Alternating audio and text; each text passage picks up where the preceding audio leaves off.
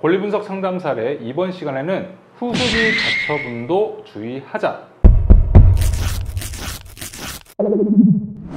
지난 시간에는 경매 사건에서 선순위 가처분을 주의해야 한다. 하지만 선순위라 하더라도 문제 없는 사건도 있다 라고 했습니다. 그런데 이번 시간에는 가처분이 후순위라 하더라도 주의해야 할 사례들에 대해서 살펴보도록 하겠습니다.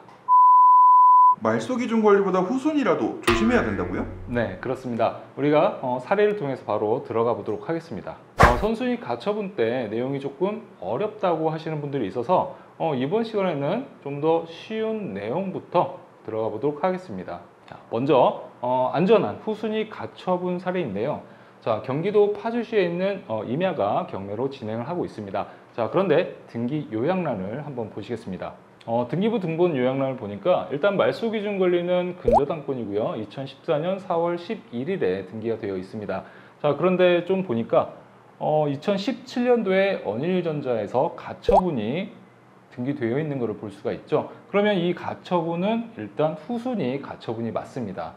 자, 그렇다면 우리가 등기부 등본을 보고 피보전 권리가 무엇인지를 한번 살펴보도록 하겠습니다. 자, 등기부 등본을 보니까 순위는 10번이고요. 가처분 등기, 피보전 권리는 소유권 이전 등기 청구권이라고 나와 있죠. 이 채권자가 정확하게 어떤 이유로 소유권 이전 등기 청구권을 행사하는지는 입찰자 입장에서는 알 수가 없습니다. 따라서 나중에 이 가처분 채권자가 본안 소송을 통해서 승소를 하게 된다면 낙찰자가 소유권을 잃을 수도 있구나 라고 일단 예상을 해볼 수가 있겠죠. 그런데 왜 후순위 가처분은 문제가 없다고 하는 거죠?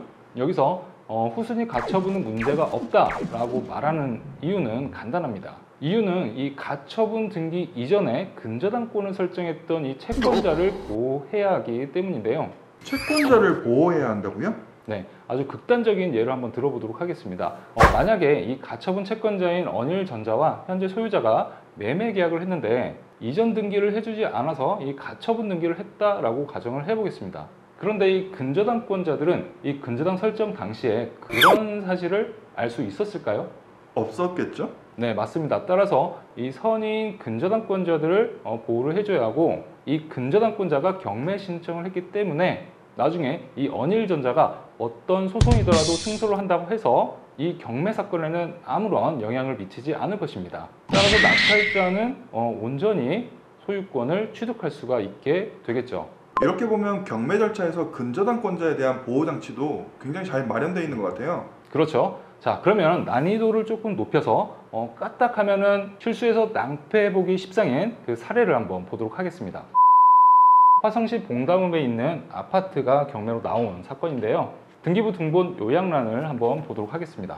자, 요약란을 보니까 말소 기준 권리는 근저당권 2017년도 8월 14일이죠. 자, 이 사건도 마찬가지로 기술보증기금에서 가처분 등기를 했습니다. 물론 이제 후순위 가처분이겠죠. 그럼 똑같이 등기부 등본을 보고 피보전 권리가 무엇인지 한번 보도록 하겠습니다. 자, 등기부 등본을 보면은 자, 11번 근저당권에 대한 가처분이라고 나와 있고요.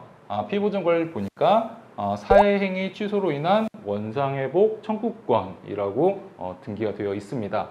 저번에도 사회행위 취소가 있었는 것 같은데 이걸 다시 한번 좀 풀어서 설명한다면?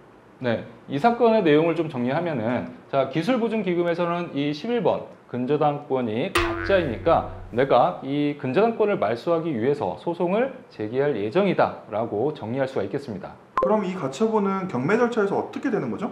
네, 근저당권에 대한 가처분이죠. 경매 절차에서 근저당권은 어떻게 되죠? 소멸하죠? 맞습니다. 어차피 이 근저당권은 소멸을 해야 하기 때문에 근저당권에 대한 가처분은 그 나중에 소송에서 승소를 하든 패소를 하든 무조건 다 말소가 되기 때문에 전혀 낙찰자에게 영향을 줄 수 없는 그런 가처분으로 해석하시면 되겠습니다. 그럼 입찰자가 크게 신경 쓰지 않아도 되는 그런 가처분이다 이런 말씀이시죠? 네, 맞습니다. 그런데 여기서 굉장히 주의해야 할 사항이 있습니다. 뭐죠? 만약에 이 11번 근저당권자가 이 경매를 신청한 채권자다 라고 하면 얘기가 약간 달라집니다. 왜요? 자, 왜냐하면 만약에 11번 근저당권자가 경매 신청을 했는데 나중에 이 가처분 채권자가 본안 소송에서 승소를 하게 되면 이 근저당권은 취소가 되겠죠. 자, 취소가 된다는 것은 소급해서 무효가 된다라는 뜻이 됩니다. 그렇게 되면 경매 절차 자체도 무효가 되기 때문에 낙찰자의 소유권도 원상복구 될 수밖에 없겠죠. 자, 다시 한번 말하면 만약에 이 11번 근저당권자가 경매 신청 채권자이다 라고 하면 낙찰을 받았다 하더라도 나중에 소유권을 다시 빼앗길 수가 있기 때문에 상당히 주의를 해야 하는 그런 사례가 됩니다. 근데 여기서 궁금한 게 입찰을 해서 낙찰을 받았는데 경매 절차가 무효가 되면서 소유권을 빼앗긴다면 입찰자가 납부한 돈은 어떻게 되나요? 네, 입찰자가 납부했던 그런 잔금은 돌려받을 수는 있습니다.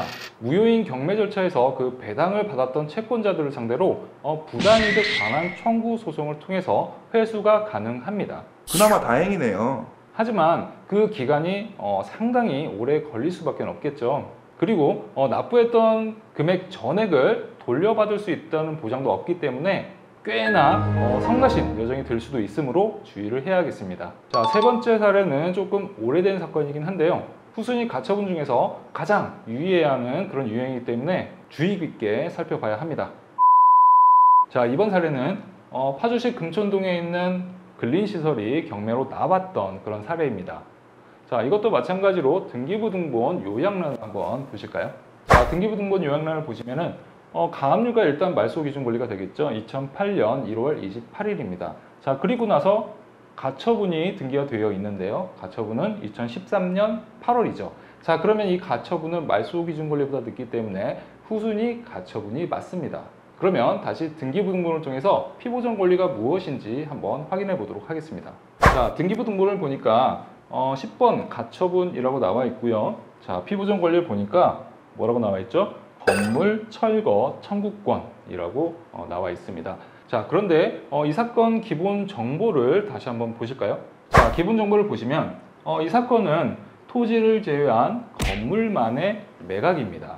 자, 따라서 건물만의 매각인데 가처분의 피보전 권리가 건물 철거 청구권이었죠. 나중에 이 건물을 철거해야 하는 중대한 문제가 발생할 수가 있습니다. 또 낙찰을 받는다 하더라도 이 가처분은 후순위지만 건물 철거 청구권이 피보전 권리이기 때문에 후순위 가처분이라도 말소가 안 되는 점 여러분들이 꼭 알고 계셔야 하겠습니다. 그런데 왜 이 피보전 권리는 낙찰 후에도 말소되지 않는 거죠?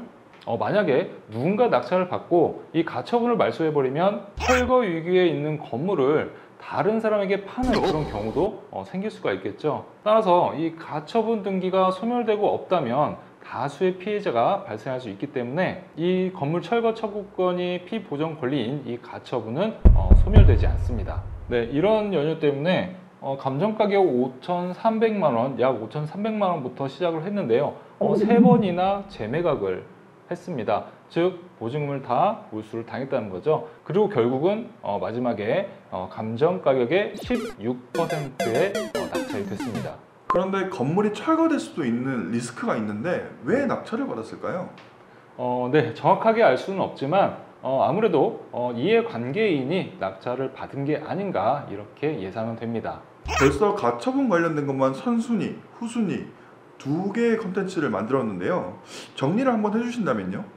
네, 선순위 혹은 후순위 가처분뿐만 아니라 다른 유형의 그 주의해야 할 가처분들이 많이 남아 있습니다. 따라서 다음 시간에는 그 다른 사례들을 가지고 한번 공부해보는 시간을 갖도록 하겠습니다. 자, 오늘 내용도 상당히 난이도가 좀 있었는데요.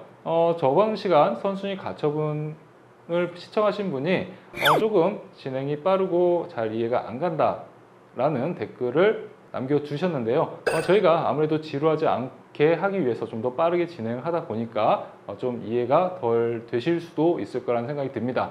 자, 그러신 분들은 다시 보기를 통해서 계속 반복해서 보시면은 충분히 이해가 될 수 있는 그런 내용들이니까요. 그렇게 반복 시청해 주시면 감사하겠습니다. 권리분석 상담 사례 후순위 가처분. 자, 오늘은 여기까지입니다.